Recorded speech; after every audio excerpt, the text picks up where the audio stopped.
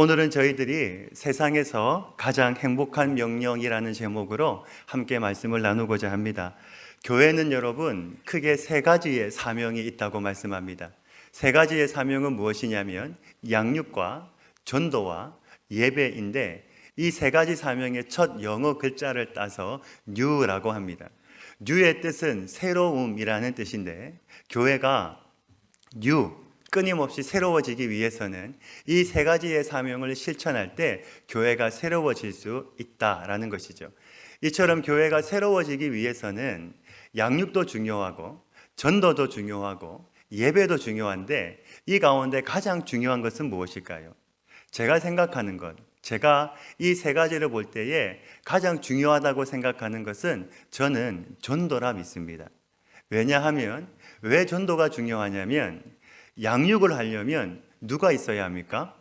사람이 있어야 합니다. 예배를 하기 위해서도 누가 있어야 합니까? 사람이 있어야 합니다. 결국에는 사람이 있어야 양육도 가능하고 예배도 가능한데, 이 사람을 교회로 인도하는 것이 무엇입니까? 바로 복음 전하는 일, 전도이기 때문입니다. 성경이 우리에게 끊임없이 강조하고 있는 것 중에 하나가 무엇이냐면, 전도는 하나님의 명령이라는 것이죠.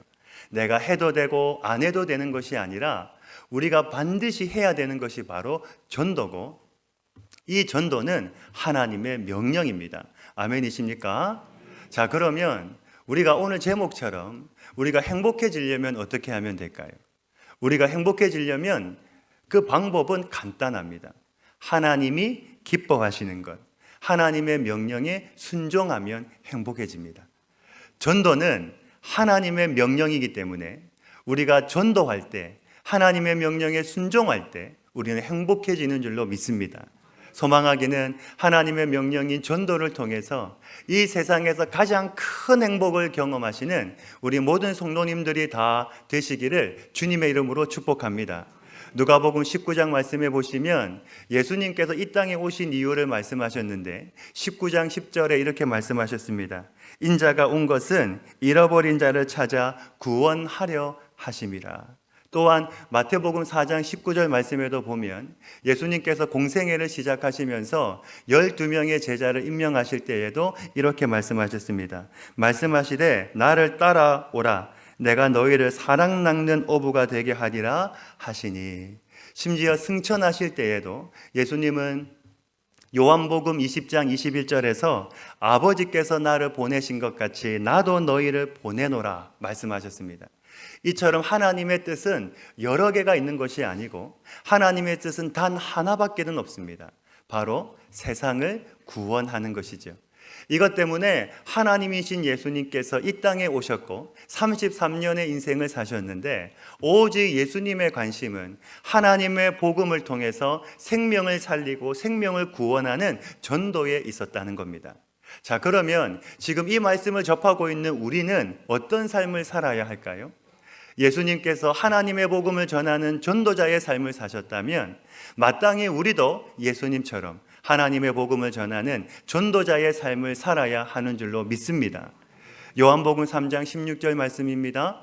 하나님이 세상을 이처럼 사랑하사 독생자를 주셨으니 이는 그를 믿는 자마다 멸망하지 않고 영생을 얻게 하려 하심이라. 17절 말씀 우리 같이 한번 읽겠습니다. 시작. 하나님이 그 아들을 세상에 보내신 것은 세상을 심판하려 하심이 아니요 그로 말미암아 세상이 구원을 받게 하려 하심이라. 아멘. 지금 말씀을 보시면 그로 말미암아 세상이 어떻게 해요? 구원을 받게 하려 하심이라. 즉 세상을 구원하는 것이 무엇이라는 겁니까? 세상을 구원하는 것이 하나님의 뜻이요 하나님의 목표라는 겁니다. 자, 그렇다면 진정한 행복은 무엇입니까? 진정한 행복은 하나님으로부터 오는데, 진정한 행복은 돈으로 얻는 것도 아니고, 인기로 얻는 것도 아니고, 명예와 권력으로 얻는 것도 아니고, 성공으로 얻는 것도 아니고, 진정한 행복은 우리가 하나님의 말씀에 순종해서 우리의 입을 열어서 하나님의 복음을 전하는 전도자의 삶을 살 때 그 속에 진정한 참된 행복과 참된 기쁨이 있다는 겁니다. 문제는 뭐냐면 이것을 우리 가운데 모르는 사람은 아무도 없다는 것이죠. 다 아는 내용입니다. 왜 우리가 전도를 해야 되는지, 전도가 왜 중요한지 우리 가운데 모르는 사람은 아무도 없습니다. 다 아는데 왜 우리가 이 시간 말씀을 통해서 나눌까요? 심지어 우리가 오이쿠스를 작정하고 내 시간과 내 물질을 쓰면서까지 생명을 살리는 축제를 하는 이유가 무엇입니까? 이유는 바로 이것이 하나님의 뜻이요, 하나님의 명령이요, 하나님의 목표이기 때문입니다. 아는 것과 순종하는 것은 다릅니다. 전도는 내가 훈련을 많이 받았다고, 내가 봉사를 많이 했다고 되는 것이 아닙니다. 신앙의 연수가 깊다고 전도가 되는 것은 아닙니다. 저는 이 시간 묻고 싶습니다. 지금 여러분은 전도하고 있으십니까? 하나님의 뜻에 순종하는 삶을 살고 계십니까? 너희는 때를 얻든지 못 얻든지 전하라고 했는데 전하는 삶을 살고 계십니까? 신앙생활을 오래 해도 한 사람도 전도하지 못하는 분들이 많습니다. 순종하지 않으면 그것은 바른 신앙의 모습이 아닙니다. 아는 것을 넘어 하나님의 뜻에 순종할 때 하나님은 그 사람을 통해서 일하시는데, 문제는 나를 통해서 전도의 열매가 맺혀지지 않는 것은 내가 순종하지 않고 있기 때문입니다. 전도는 내가 선택할 수 있는 것이 아니고 하나님의 자녀라면, 내가 구원받은 하나님의 백성이라면 반드시 해야 되는 하나님의 명령이요, 사명이요, 필수인 줄로 믿습니다. 한 번 더 말씀을 드립니다. 전도는 내가 선택할 수 있는 것이 아니고 하나님의 자녀라면, 내가 구원받은 하나님의 백성이라면 반드시 해야 되는, 우리가 무조건 해야 되는 하나님의 사명이요, 그리고 하나님의 명령이요, 하나님이 우리에게 주시는 필수인 줄로 믿습니다.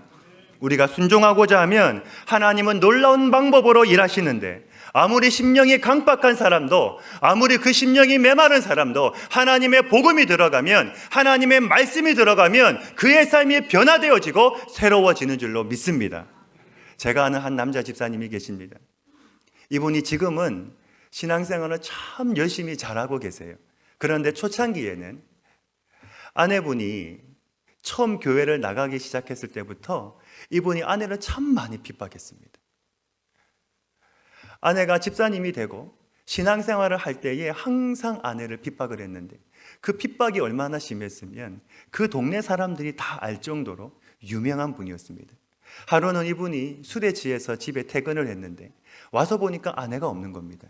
그런데 그날이 수요일이어서 아내 집사님은 남편이 오늘도 늦게 오겠다 생각을 하고 수요 예배를 참석을 한 겁니다.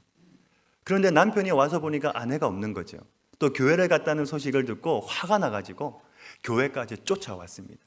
와서 보니까 예배는 시작이 되었고 왠지 예배당에는 못 들어갈 것 같고, 이 남편이 로비에서 아내가 나올 때까지 대기를 하고 있었습니다.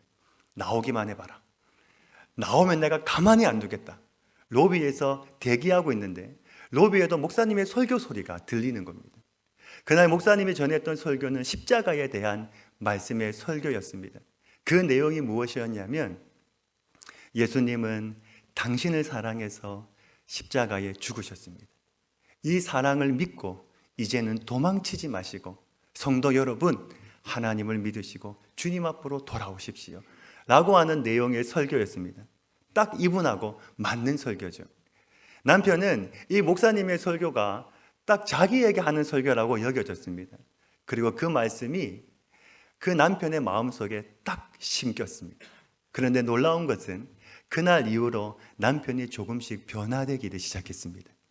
그리고 가장 큰 변화는 남편이 아내를 따라서 교회를 나가기 시작한 겁니다. 아내 집사님이 너무 놀라서 이 사람은 이럴 사람이 아닌데 왜 갑자기 교회를 갈까? 남편이 교회를 가면 기뻐야 되는데 너무 신기해가지고 남편에게 왜 교회를 가냐고 물었습니다. 그때 남편이 하는 말이 이렇게 말을 합니다. 나도 모르겠다. 왠지 교회를 가지 않으면 내가 큰일 날 것 같아가지고, 교회를 내가 꼭 가야 될 것 같아가지고 교회를 나간다고 말을 했다는 겁니다. 혹시 우리 가운데도 교회를 안 가면 큰일 날 것 같아가지고 교회를 나오신 분이 혹은 계십니까? 그렇게라도 나오는 것이 하나님의 은혜라고 저는 믿습니다.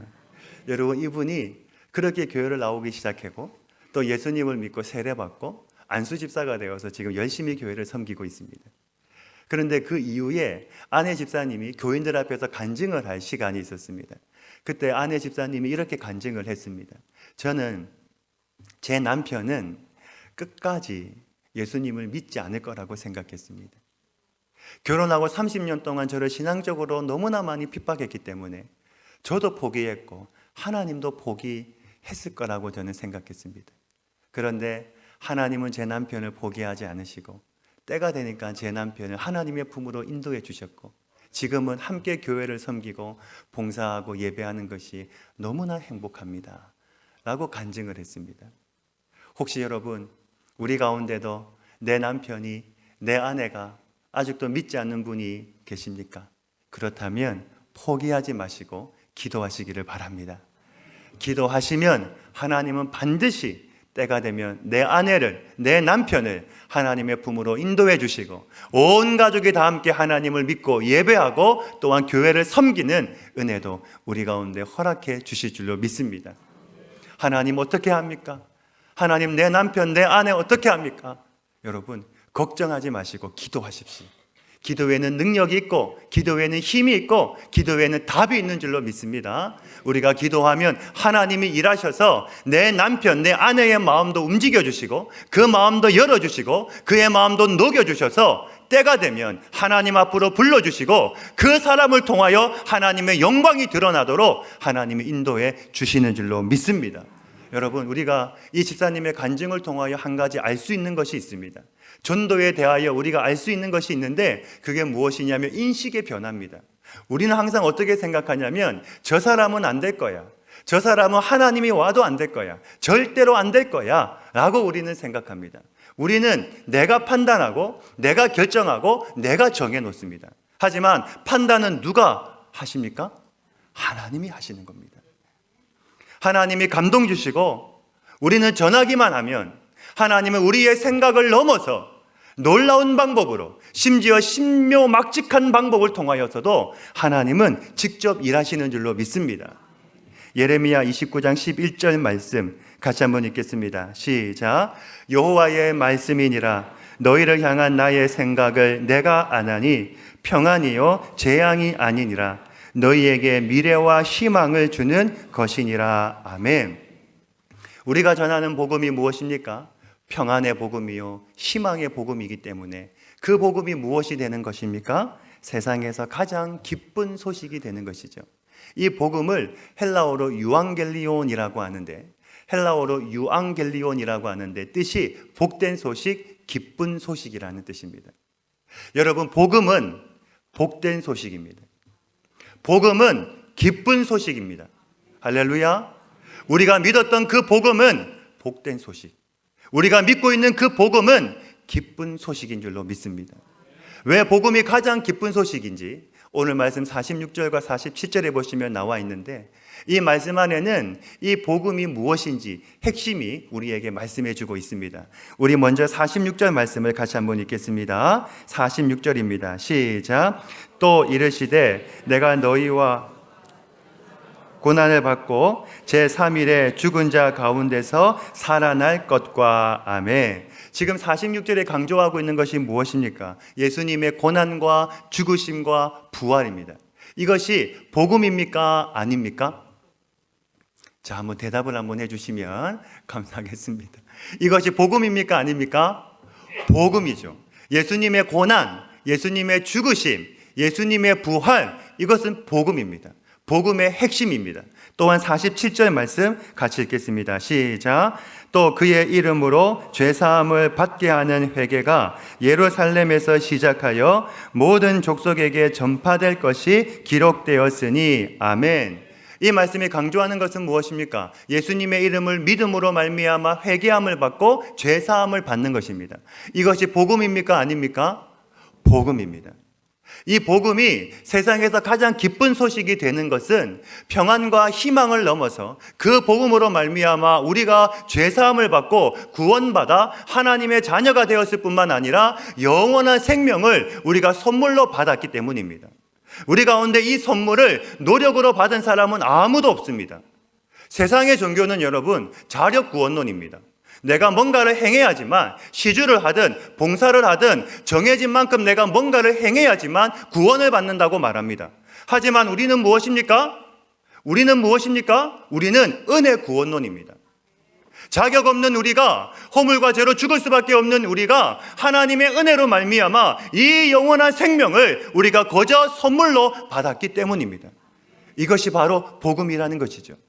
이 복음이 여러분, 우리에게도 기쁜 소식이지만 하나님에게도 기쁜 소식이 된다는 겁니다. 왜냐하면 하나님은 우리를 다 알고 계실 뿐만 아니라 우리의 인생도 꿰뚫어 보고 계시는 분이기 때문입니다. 아멘이십니까?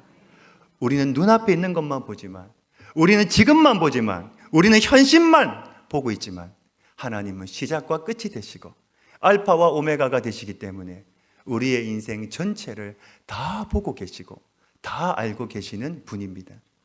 즉 이 말은 죄인된 우리의 신분이 얼마나 저주받은 신분인가도 하나님은 다 알고 계신다는 겁니다.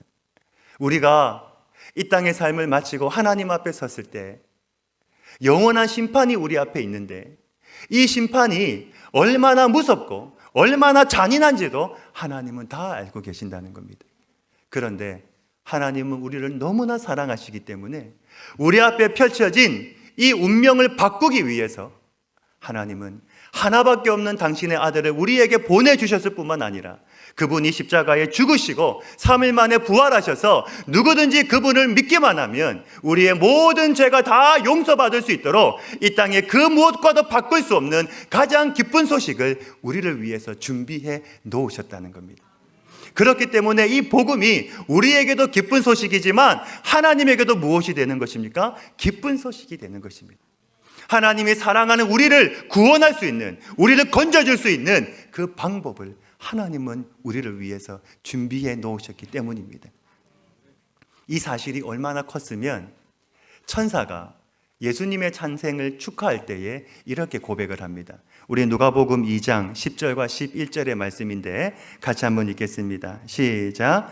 천사가 이르되 무서워하지 말라.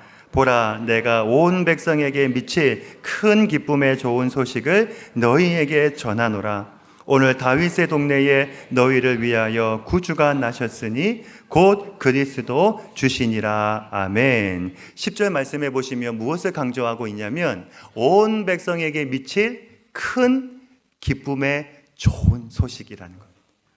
이것은 삼중 강조인데 최상급의 표현입니다.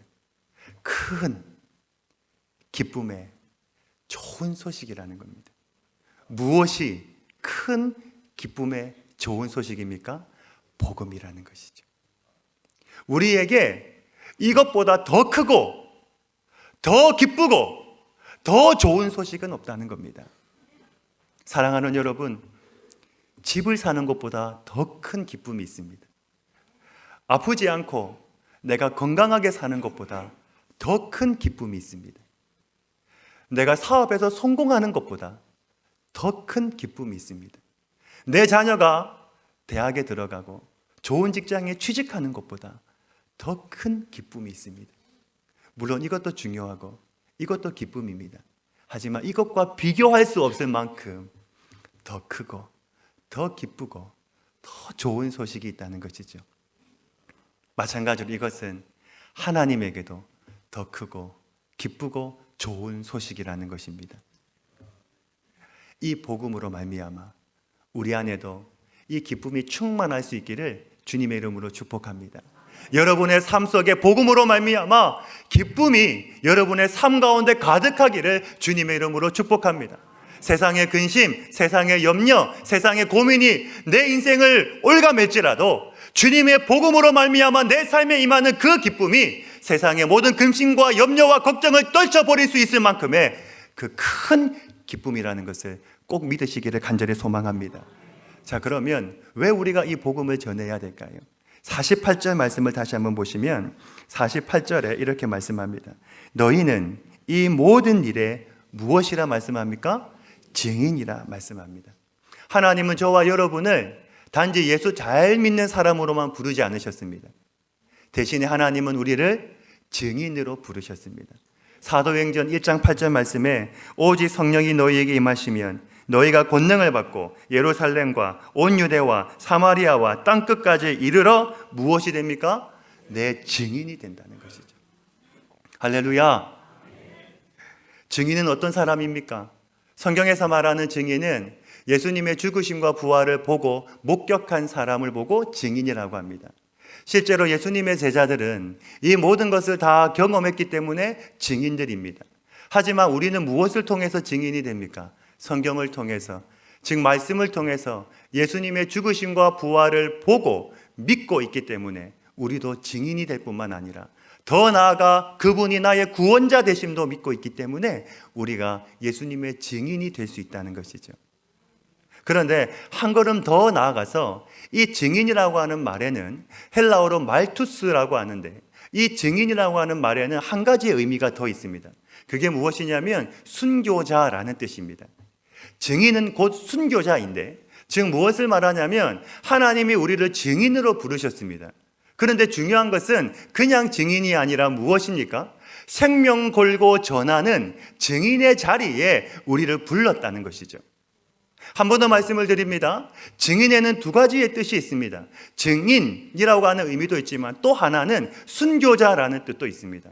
하나님이 저와 여러분을 증인으로 부르셨습니다. 그것은 단지 증인이 아니라 생명 걸고 전하는 증인의 자리에 저와 여러분을 불렀다는 사실입니다. 우리가 교회 역사를 통해서도 많이 보지 않습니까? 수많은 예수님의 증인들이 이 복음 때문에 순교를 당했습니다. 어떤 사람은 돌에 맞아서 죽고, 어떤 사람은 칼에 목이 잘려서 죽고, 어떤 사람은 십자가에 거꾸로 매달려 죽고, 어떤 사람은 화형을 당해서 죽고, 어떤 사람은 살 가죽이 벗겨져 죽고, 어떤 사람은 짐승의 밥이 되어 죽고, 어떤 사람은 굶어서 죽었습니다. 하지만 이렇게 죽어가면서도 그들이 끝까지 포기하지 않은 것은 단 하나, 바로 복음 증거, 전도였다는 사실입니다. 이 복음을 누구에게 맡기셨습니까? 48절에 너희는, 이 너희에 누구도 포함이 되어 있습니까? 바로 우리, 하나님이 나에게 이 복음을 맡기셨다는 것이죠.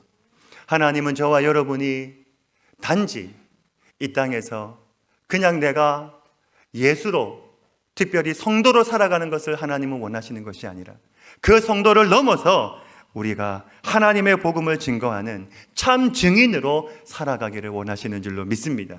저는 우리 모든 성도님들이 참된 증인의 삶을 살아가실 수 있기를 주님의 이름으로 축복합니다. AD 156년에 서머나 교회를 감독했던 폴리캅이라고 하는 감독이 86세로 로마 군인에게 체포를 당했습니다. 그때 재판장이 폴리캅에게 이렇게 제안을 합니다. 지금이라도 당신이 딱 한 번만 예수를 저주하면 내가 당신을 풀어주겠다. 왜냐하면 그때 폴리캅은 화형을 당하는 직전에 있었고 수많은 사람들이 보는 앞에서 산채로 화형을 당해야 되는데 재판장이 마지막으로 제안을 한 겁니다. 당신이 지금 딱 한 번만 예수를 저주하면, 크게 말하지 않아도 된다, 나에게 귓속말로 한마디만 하면 내가 당신을 풀어주겠다 라고 회유를 했습니다. 그런데 폴리캅은 조금 더 흔들리지 아니하고 이렇게 말을 합니다. 내가 86년을 살면서 우리 주님은 한 번도 나를 모른다고 말씀하신 적이 없고 한 번도 나를 서운하게 하신 적이 없는데 내가 어떻게 그 예수님을 모른다고 말할 수 있겠습니까? 그리고 그는 수많은 사람들이 보는 앞에서 산채로 화형을 당하고 순교를 당하였습니다. 여러분, 우리도 마찬가지입니다. 한번 생각해 보십시오. 지금까지 우리가 살아오면서 우리 주님은 나를 한 번도 모른다고 말씀하신 적이 없습니다. 한 번도 나를 서운하게 하신 적이 없습니다. 아멘이십니까? 항상 하나님은 나를 사랑으로 품어주시고 사랑으로 보듬어 주시고 사랑으로 인도해 주시고 내 삶의 가장 좋은 것으로 내 삶을 채워주시고 심지어 자기의 생명까지도 우리에게 아낌없이 내어주셨습니다. 우리가 그 하나님에게 서운하게 했을지는 몰라도 하나님은 한 번도 우리를 서운하게 대하신 적이 없습니다. 여러분, 이것이 바로 복음 아니겠습니까? 이 복음 때문에 내가 손해 좀 보면 어떻겠습니까? 내가 욕을 좀 먹으면 어떻겠습니까? 내가 왕따를 좀 당하면 어떻겠습니까? 예수님이 당하신 그 수치와 수모와 그 고통에 비하면 우리가 당하는 것은 아무것도 아닙니다. 말씀을 준비하면서 제 마음속에 맴돌았던 찬양이 하나 있습니다. 그게 찬송가 323장이었습니다. 2절 가사가 이렇습니다. 아골골짝 빈들에도 복음 들고 가오리다. 소돔 같은 거리에도 사랑 안고 찾아가서 종의 몸에 지닌 것도 아낌없이 드리리라. 종의 몸에 지닌 것도 아낌없이 드리리라. 3절 가사입니다. 존귀 영광 모든 권세 주님 홀로 받으소서. 멸시천대 십자가는 제가 지고 가오리다. 이름 없이 빛도 없이 감사하며 섬기리라. 이름 없이 빛도 없이 감사하며 섬기리다. 아멘. 여러분, 우리가 이 고백을 또 이 찬송을 많이 불렀을 때가 있지 않았습니까? 내가 처음 주님을 만나고 내 심령이 주님의 사랑으로 충만하고 뜨거웠을 때 항상 우리는 이 찬양을 부르면서 주님 어디를 보내시든지 누구를 만나게 하시든지 저는 예수님 증거하며 살겠습니다. 고백을 했었는데 언제부턴가 우리는 이 찬양이 다 사라져버리고 지금의 현실에 내 삶에 안주하며 살아갈 때가 참 많았습니다. 다시 이 찬양의 가사, 이 고백이 우리의 심령 가운데 다시 회복될 수 있기를 주님의 이름으로 축복합니다. 어쩌면 여러분, 이 일은 목사인 저보다 여러분이 훨씬 더 잘 순종할 수 있는 일입니다. 왜냐하면 저는 일주일 동안 믿지 않는 불신자를 만나서 대화할 기회가 별로 없습니다. 늘 교회 안에 있고 또 신방을 가도 믿는 분들을 만나기 때문에 믿지 않는 분들을 만나서 대화할 기회가 별로 없습니다. 하지만 여러분은 아침에 나가면 누구를 만납니까? 믿지 않는 불신자를 만나잖아요. 내가 마음만 먹으면 얼마든지 복음을 전할 수 있습니다. 이것은 여러분이 가지고 있는 굉장한 특권입니다. 저는 확신합니다. 나중에 우리가 천국에 갔을 때 저보다, 목사인 저보다 여러분이 훨씬 더 하나님으로부터 칭찬과 상급을 받을 거라고 저는 확신합니다. 왜냐? 여러분이 더욱더 더 많이 복음을 전할 수 있는 기회가 많기 때문입니다. 너희는 이 모든 일의 증인이라. 이 사실을 잊지 말고 증인의 삶을 살아가실 수 있기를 간절히 소망합니다. 마지막으로 전도의 가장 중요한 것이 있습니다. 우리 49절 말씀인데 같이 한번 읽겠습니다. 49절입니다. 시작. 볼지어다 내가 내 아버지께서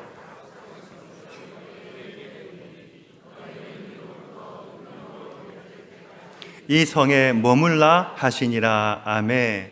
지금 말씀에 하나님께서 약속하신 것이 무엇입니까? 성령입니다. 성령이 임하시면 우리가 무엇을 입게 됩니까? 능력을 입게 된다는 겁니다. 이 성령을 하나님께서 교회에 주셨습니다. 사도행전 2장 말씀을 보시면 성령의 충만함을 받은 사람들에게 어떤 일이 일어났습니까? 성령의 충만함을 받고 나니까 이들에게 담대함이 생겼습니다. 담대함이 생겨서 가만히 있을 수 없어서 밖에 나가서 입을 열어서 하나님의 복음을 전하기 시작했습니다. 예수님은 죽었습니다. 하지만 다시 살아나셨습니다. 그 예수님이 바로 온 세상의 구원자요 메시아가 되십니다. 이 사실을 사람들이 전하기 시작했습니다. 이 일로 인하여 온 예루살렘에 큰 소동이 일어났습니다. 그때 베드로가 일어나서 설교하기 시작합니다. 너희가 죽인 그 예수를 하나님은 다시 살리셨다. 그 예수를 믿고 회개하고 죄사함을 받으라. 여러분, 그때 그 베드로의 설교를 듣던 사람들은 누구였습니까? 어떤 사람들이었습니까? 예수님은 십자가에 못 박으라고 소리쳤던 사람들입니다. 그런데 그 사람들이 베드로의 말을 듣고 찔림을 받고 형제여 우리가 어찌할꼬, 형제여 우리가 어찌할꼬 가슴을 치며 회개하기 시작했습니다. 남자만 3,000명, 거기에 여자와 노인을 포함하면 6,000명이 넘었을 겁니다. 어떻게 그 많은 사람들이 그 한순간에 다 예수님을 믿을 수 있습니까?